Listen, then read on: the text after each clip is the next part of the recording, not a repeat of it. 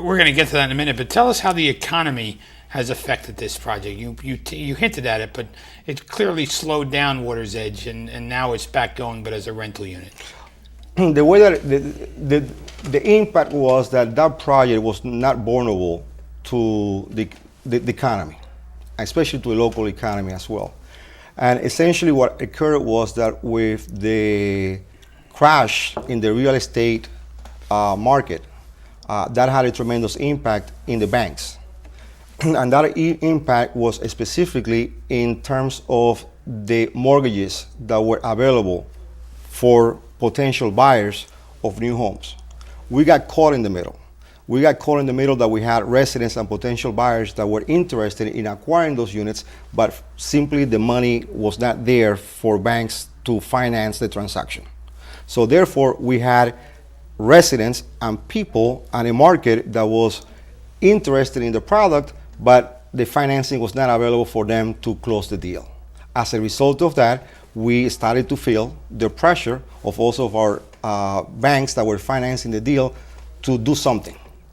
And the way that we were able to address that particular reality was by repositioning the program and essentially bring HUD, the state, everyone at the table, and we came up with the idea of let's maintain a portion of it, home ownership, that was the most affordable units, still remain as home ownership. So we did create it, affordable housing, home ownership for the low-income families within the city, and at the same time we created additional affordable rental units for the people of the community as well as for the city. What's the interest in the new homes? Is there interest in these new homes? Actually, Mayor, we have 10 units for home ownership, and of those 10 units, 4 of them are sold.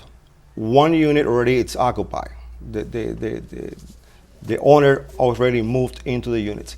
We have 6 additional units that are still available, and actually we're taking applications for that particular. There's certain income limits to meet these in the new homes? Yes, there are certain income eligibility. It have to be within 80% of median income in the neighborhood. And I do have a phone number and a person that people can contact. What is the coordinator? Who's coordinating the selling of the houses, and what's the phone number? How do we get a hold of that? The coordinator, the person that is in charge of actually taking the applications and meeting with the potential buyers, her name is Samantha Hennessy. Her phone number is 732-388-0114, and that is specifically for the home ownership units. They can call her and they can get additional information as to the pricing. We have several types of units. We have some 3-bedroom units. What are the pricing, roughly? Well, we have for the 3-bedroom single family, it's $161,000, which is a 3-bedroom at that price. Even in this market, it's a brand new house. It's very difficult to find. We have the 2 bedrooms that are condos that are $150,000. I'm sorry. The 3-bedroom condos is $150,000, and the 2-bedroom condos is $78,000. So we have 3 types: the single units at $161,000, the 3-bedroom condo at $150,000, and the 2-bedroom condo at $75,000. And there's certain income limits that they need to reach. Absolutely. And my advice is for those that are interested to please to call Samantha Hennessy. Again, if I may, the number is 732-388-0114, and they can engage. They can start getting the exact information in terms of eligibility, what type of banks are willing to provide the mortgages. Actually, they do what they call a pre-qualification in the business. Jose, we're going to take a break, run a few messages, and come back and talk more about the Housing Authority. Thank you, Mayor. For Jose Sabater, please stay with us. After these messages, will be more with Elizabeth Housing Authority. Welcome back to our city. I'm pleased to be joined by Jose Sabater, who handles new developments at the Elizabeth Housing Authority. And Jose, one of the things that we've talked about, not only in my January 1st speech, but also in the beginning of the show, is 205 First Street. We're going to break ground and tell us about that. We're excited. It's a LEED Gold certified building. Correct. And the first in the state. Absolutely. We are very excited about this particular project, and in many ways it's the culmination of the HOPE 6 process. I mean, the Housing Authority in the past 10 years acquired a tremendous amount of knowledge, capacity, etc. as developers, and in this particular project, the Housing Authority is acting as the developer of this building. It is a mixed-use building, 30 units of senior housing with approximately 4,000 square feet of commercial space.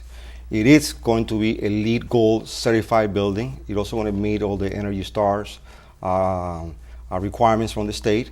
It's total new construction. It's totally new methods of construction, new materials. For example, the flooring are going to be hardwood, but it's actually bamboo flooring, which is a green material.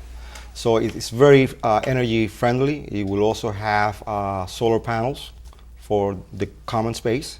So it is going to be a first within in the city and the state. And really it's the first in terms of providing affordable housing. This is nevertheless, not only is going to be a LEED Gold certified, but it's also going to be an affordable housing development as well. And who are the tenants going to be? The tenants, the residential component is going to be age restricted, which means it's just going to be for seniors. So it's 55 years and more. I qualify. You do, Mayor? We're not accepting applications from city officials that have provided funding for the project. Only kidding. Why do we pick senior housing, by the way? Well, there is a tremendous need for Seniors are 55 now. Yeah, that's the legal age, definition? legal age of Okay. a senior, 55.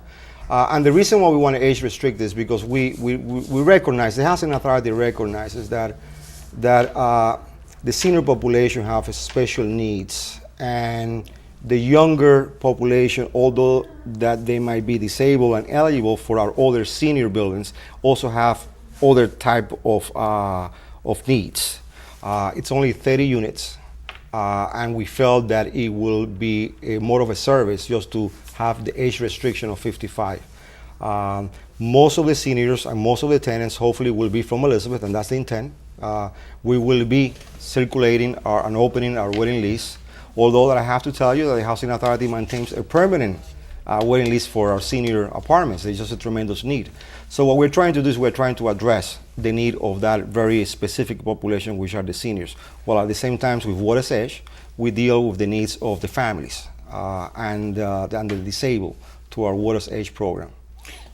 The benefit of a mixed-use building versus an all-resident building. What's the...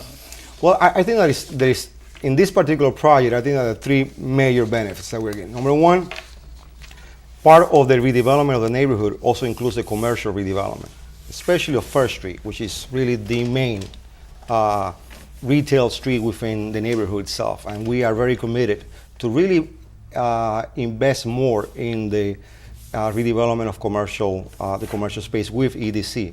And if I may, the 205 First Street really is a partnership with the Elizabeth Development Company.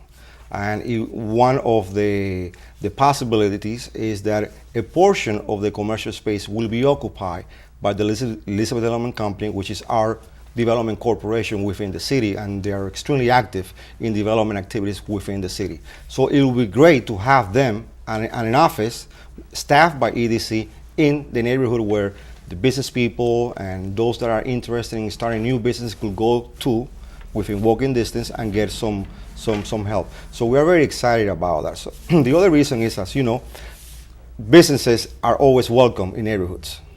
So it is extremely important that we are providing this new space within the main Jose, has corridor. anybody expressed an interest in the commercial or the office space yet? Well, right now, Mayor, because of the fact that we have not yet really marketed the space, we know for a fact that EDC will be occupying approximately about 1,000.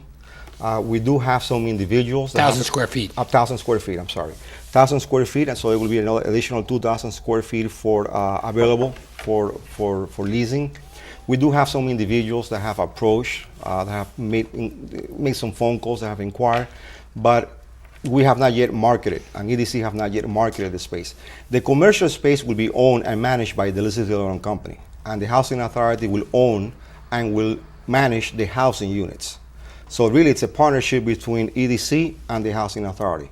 Housing Authority as the Housing Development Corporation within the city, and EDC as the commercial development. So we're very excited about this partnership that is in place. Now,